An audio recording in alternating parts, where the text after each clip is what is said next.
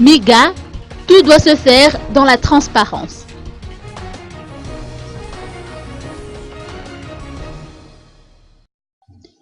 Le fait que Michel Wormser, vice-président de l'Agence multilatérale de garantie des investissements ou MIGA, soit dans nos murs pour soutenir le retour des investisseurs est une bonne chose, de l'avis du professeur Roger Alsan, économiste gestionnaire.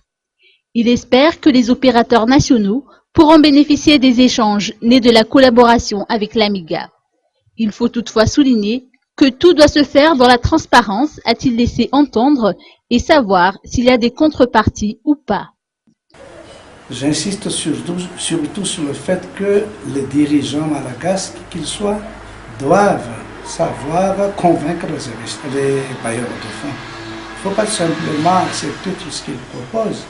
Il faut aussi savoir que notre pays actuellement se trouve dans l'impossibilité d'accepter des exigences qu'il ne pourra pas du tout supporter. Et nous venons de savoir, par exemple, en Égypte, que le dirigeant actuel a décidé de supprimer les subventions et que le prix de l'essence a augmenté de 80%.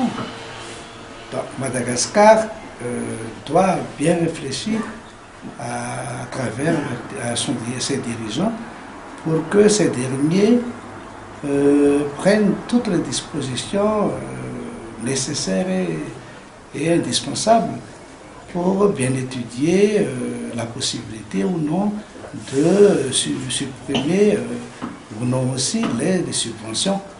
Car l'état actuel des choses, je crois que c'est très difficile quand même de rendre encore plus insupportable ce que vit actuellement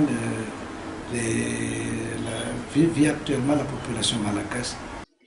Il s'est également exprimé sur la suppression des subventions dans le domaine des hydrocarbures qui est préconisée par le FMI. Personnellement, je ne peux pas me prononcer là-dessus dans la mesure où je ne dispose pas de cette information. Mais je crois que cela s'est fait dans les autres pays. Par exemple, en France, je crois qu'ils ont subventionné surtout les consommateurs directs.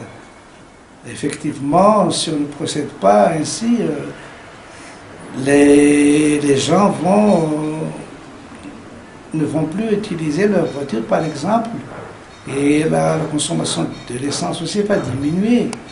Et si cela diminue, cela va avoir un impact sur les stations d'essence et ainsi de suite jusqu'à la fermeture même de ces stations et aussi au chômage technique. Donc le filet de sécurité,